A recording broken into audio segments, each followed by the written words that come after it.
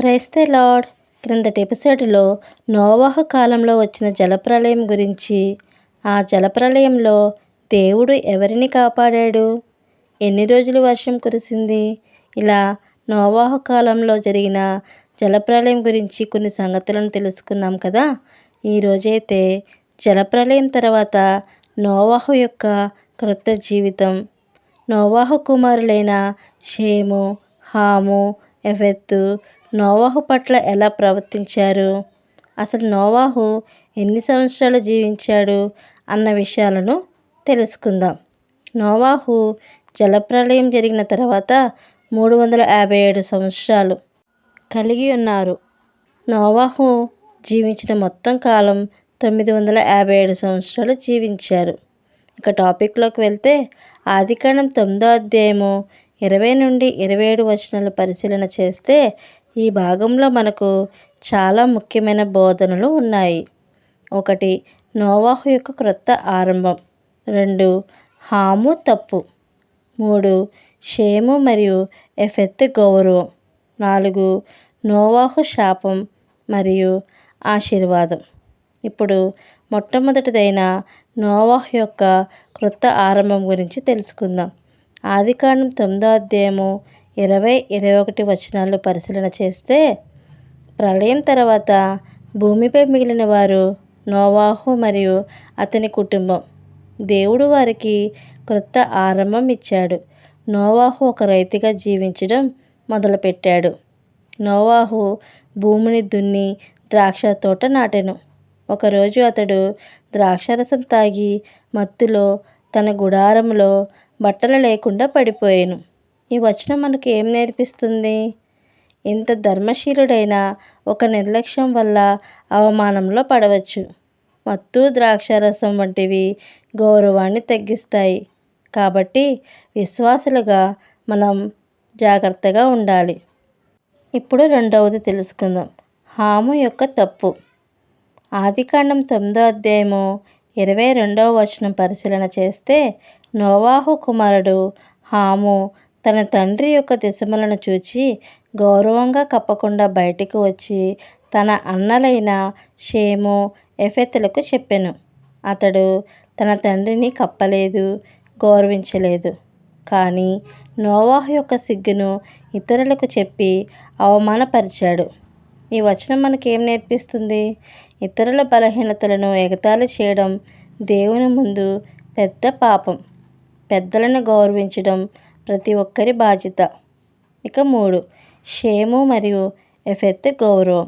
ఆదికాండము 9వ అధ్యాయము 23వ వచనం పరిశీలన చేస్తే, షేము, యెఫెతులు బట్టను తీసుకొని వెనక్కి తిరిగి నడుస్తూ తన తండ్రిని చూడకుండా ఆయనకు కప్పారు. వారి ప్రవర్తనలో మనకు గౌరవం, వినయం, దైవభక్తి కనిపిస్తున్నాయి. ఈ వచనం మనకు ఏం బోధిస్తుంది? పెద్దల బలహీనతలను కప్పి ఉంచడం దేవునికి ప్రియమైన పని.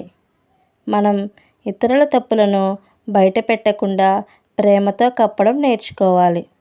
ఇక 4వది నోవాహు శాపం మరియు ఆశీర్వాదం. ఆదికాండం 9వ అధ్యాయము 24 నుండి 27 వచనాలు పరిశీలన చేస్తే, నోవాహు మేలుకొని హాము చేసిన దుష్కార్యం తెలిసి హాము కుమారుడైన కానానును శాపగ్రస్తుడగును అని ప్రకటించాడు.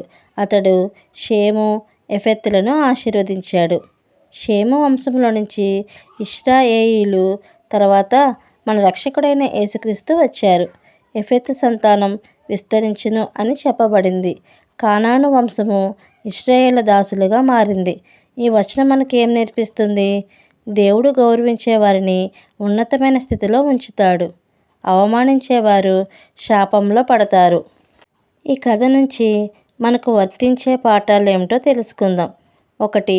మత్తులో నిర్లక్ష్యం గౌరవాన్ని దెబ్బతీస్తుంది. విశ్వాసులు జాగ్రత్తగా ఉండాలి. 2. పెద్దలను గౌరవించాలి. వీరి బలహీనతలను ఎగతాళి చేయకూడదు. 3. ఇతరుల తప్పును కప్పి ఉంచడం ప్రేమలో నడిచే విశ్వాస లక్షణం. 4. గౌరవించే వారికి దేవుడు ఆశీర్వాదం ఇస్తాడు. 5. శాపమును తెచ్చేది మన ప్రవర్తనే. ప్రియమైన వారలారా, ఆదికాండం 9వ అధ్యాయము 20 నుండి 27 వచనం ద్వారా మనకు ఒక గొప్ప బోధన ఉంది.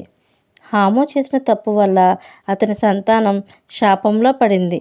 షేము, ఎఫెతు చేసిన గౌరవం వల్ల వారికి ఆశీర్వాదం వచ్చింది. మనం జీవితం కూడా ఇలాగే ఉంటుంది. మనము పెద్దలను, కుటుంబ సభ్యులను, సహవాసులను గౌరవిస్తే దేవుడు మనలను ఉన్నత స్థితిలో ఉంచుతాడు. మనము ఇతరుల తప్పులను కప్పి ఉంచితే దేవుడు మన బలహీనతలను కూడా కప్పి ఉంచుతాడు.